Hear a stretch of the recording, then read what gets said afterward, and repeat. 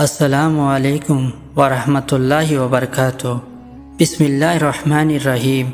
اللہ کے نام سے شروع جو نہایت مہربان رحمت والا ہے۔ پیارے دوستو، ایک مرتبہ ہمارے پیارے آقا حضور تاجدار مدینہ صلی اللہ علیہ وسلم پر درود شریف کا نذرانہ پیش کریں۔ جو ایک بار درود شریف پڑھتا ہے، اللہ تعالیٰ اس پر 10 مرتبہ رحمت نازل فرماتا ہے۔ سبحان اللہ۔ پیارے دوستو، ہمارا آج کا موضوع ایک حسین نوجوان کا سبق آموز واقعہ۔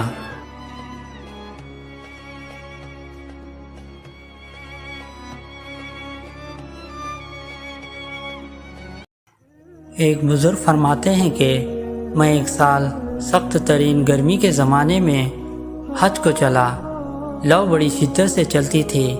ایک دن جب میں وسط حجاز میں پہنچا تو اتفاقاً قافلے سے بچھڑ گیا اور مجھے کچھ غنودگی سی آ گئی۔ دفعتاً آنکھ جو کھلی تو اس جنگل بیابان میں ایک آدمی نظر آیا، تو میں جلدی اس کی طرف چلا تو دیکھا ایک کمسن لڑکا تھا جس کی داڑھی بھی نہ نکلی تھی اور اس قدر حسین کہ گویا 14ویں رات کا چاند ہے، بلکہ دوپہر کا سورج اس پر ناز و نعمت کے کرشمے چمک رہے ہیں۔ میں نے اس کو سلام کیا۔ اس نے کہا، ابراہیم، وعلیکم السلام۔ میرا نام لینے پر مجھے انتہائی حیرت ہوئی اور مجھ سے سکوت نہ ہو سکا۔ میں نے بڑے تعجب سے پوچھا کہ صاحبزادے، تجھے میرا نام کس طرح معلوم ہوا؟ تو نے تو مجھے کبھی دیکھا بھی نہیں۔ کہنے لگا، اے ابراہیم، جب سے مجھے معرفت حاصل ہوئی میں انجان نہیں بنا، اور جب سے مجھے وصال نصیب ہوا کبھی فراق نہیں ہوا۔ میں نے پوچھا، اس سخت گرمی میں اس جنگل میں تجھے کیا مجبوری کھینچ کر لائی؟ کہنے لگا، اے ابراہیم، اس کے سوا میں نے کبھی کسی سے انس بھی پیدا نہیں کیا اور نہ اس کے سوا کسی کو ساتھی اور رفیق بنایا۔ میں اس کی طرف بالکل منتقل ہو چکا ہوں اور اس کے معبود ہونے کا اقرار کر چکا ہوں۔ میں نے پوچھا کہ تیرے کھانے پینے کا ذریعہ کیا ہے؟ کہنے لگا، محبوب نے اپنے ذمہ لے رکھا ہے۔ میں نے کہا، خدا کی قسم، مجھے ان عوارض کی وجہ سے جو میں نے ذکر کیے تیری جان کے ہلاک ہونے کا اندیشہ ہے۔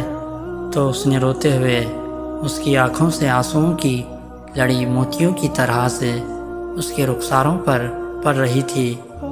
چند اشعار پڑھے جن کا ترجمہ یہ ہے کہ کون شخص ڈرا سکتا ہے مجھ کو جنگل کی سختی سے، حالانکہ میں اس جنگل کو اپنے محبوب کی طرف چل کر خطا کر رہا ہوں اور اس پر ایمان لا چکا ہوں۔ مجھ کو بے چین کر رہا ہے اور شوق بہارے لیے چاہتا ہے، اور اللہ کا چاہنے والا کبھی کسی آدمی سے نہیں ڈر سکتا۔ اگر مجھے بھوک لگے گی تو اللہ کا ذکر میرا پیٹ بھرے گا، اور اللہ کی حمد کی وجہ سے میں پیاسا نہیں ہو سکتا۔ تو میرے بچپن کی وجہ سے مجھے حقیر سمجھتا ہے۔ اپنی ملامت کو چھوڑ، جو ہونا تھا ہو چکا۔ میں نے پوچھا، تجھے خدا کی قسم اپنی صحیح عمر بتا، کیا ہے؟ کہنے لگا، تو نے بڑی سخت قسم مجھے دے دی جو میرے نزدیک بہت ہی بڑی ہے۔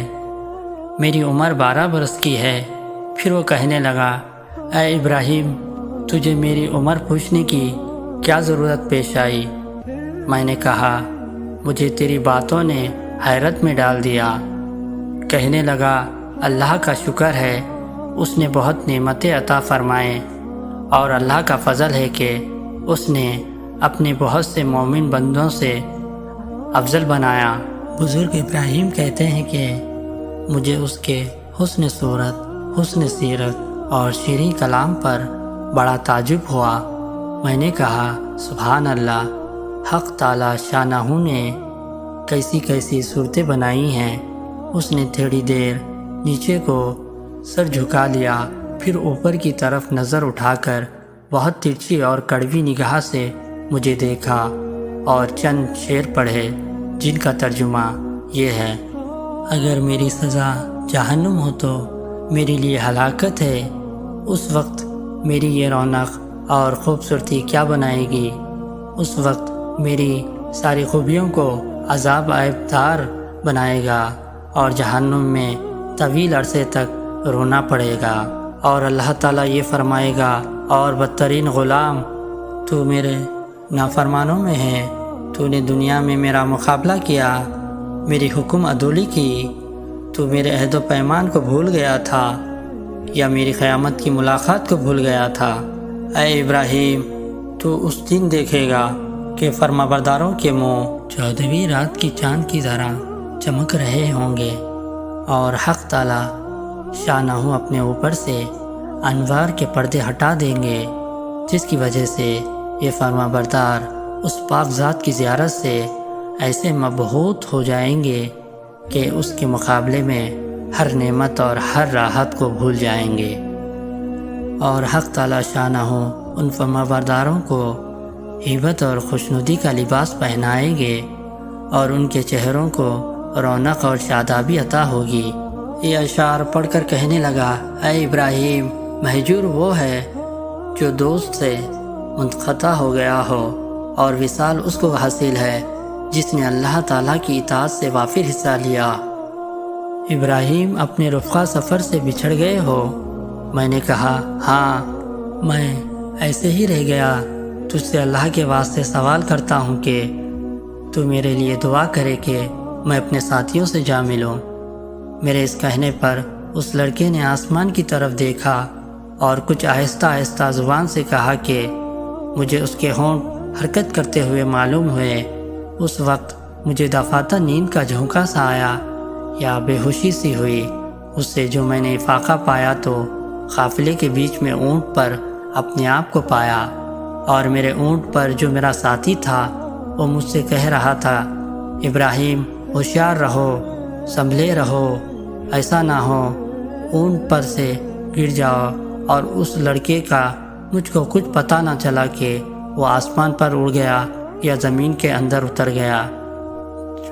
جب ہم سارا راستہ طے کر کے مکہ مکرمہ پہنچ گئے اور میں حرم شریف میں داخل ہوا تو کیا دیکھتا ہوں کہ وہ لڑکا کعبہ شریف کا پردہ پکڑے ہوئے رو رہا ہے اور چند شعر پڑھ رہا ہے جن کا ترجمہ یوں ہے کہ میں کعبے کا پردہ پکڑ رہا ہوں اور بیت اللہ کی زیارت بھی کر رہا ہوں، لیکن دل میں جو کچھ ہے اس کو اور راز کی بات کو تو خوب جانتا ہے۔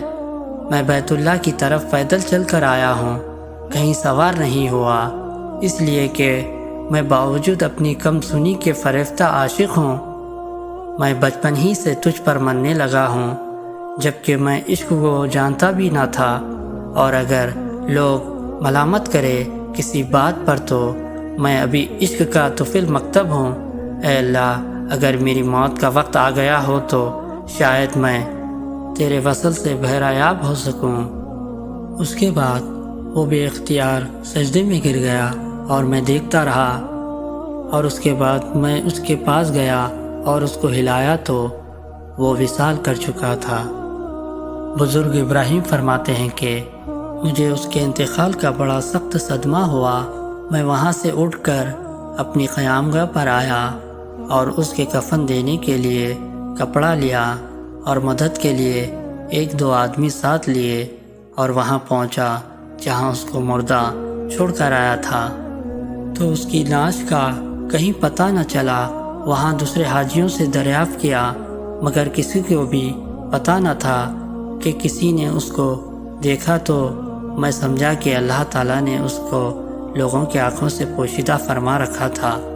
میں وہاں سے اپنے قیامگاہ پر واپس آ گیا اور مجھے کچھ غنودگی سی آ گئی، تو میں نے اس کو خواب میں دیکھا کہ وہ ایک بہت بڑے مجمع میں ہے اور سب سے پیش ہے، اور اس پر اس قدر نور چمک رہا ہے اور ایسے عمدہ جوڑے ہیں کہ ان کی صفت بیان میں نہیں آ سکتی۔ میں نے اس سے پوچھا کہ تو وہی لڑکا ہے؟ کہنے لگا میں وہی ہوں۔ میں نے پوچھا کہ کیا تیرا انتقال نہیں ہوا؟ اس نے کہا ہاں ہو گیا۔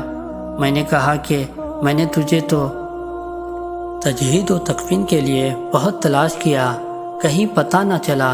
کہنے لگا اے ابراہیم سن، جس نے مجھے میرے شہر سے نکالا اور اپنی محبت میں فریفتہ کیا اور میرے عزیز و قریب سے جدا کیا، اسی نے مجھے کفن دیا اور کسی دوسرے کا محتاج بننے نہیں دیا۔ میں نے پوچھا کہ حق تعالی شانہ نے مرنے کے بعد تیرے ساتھ کیا معاملہ کیا؟ اس نے کہا کہ اللہ جل شانہ نے مجھے اپنے سامنے کھڑا کیا اور فرمایا کہ تو کیا چاہتا ہے؟ میں نے عرض کیا اللہ تو الہی مقصود ہے اور تیری ہی مجھے آرزو ہے۔ فرمایا کہ بے شک تو میرا سچا بندہ ہے اور جو تو مانگے اس کے لیے کوئی رکاوٹ نہیں۔ میں نے عرض کیا کہ میں یہ چاہتا ہوں کہ میرے زمانے کے تمام آدمیوں میں میری سفارش قبول فرما لے۔ ارشاد ہوا کہ ان سب کے بارے میں تیری سفارش مقبول ہے۔ بزرگ ابراہیم فرماتے ہیں کہ اس کے بعد اس لڑکے نے خواب میں مجھ سے رخصتی مصافحہ کیا اور میں نیند سے بیدار ہو گیا۔ میں نے حج کے جو ارکان باقی تھے وہ پورے کیے، مگر اس لڑکے کی یاد سے اور اس کے رنج سے میرے دل کو قرار نہ تھا۔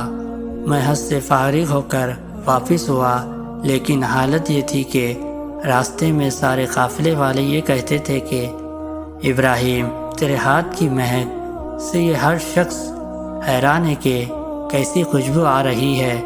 اور اس واقعے کے نقل کرنے والے کہتے ہیں کہ مرنے تک بزرگ ابراہیم رحمۃ اللہ علیہ کے ہاتھوں میں سے وہ خوشبو آتی رہی۔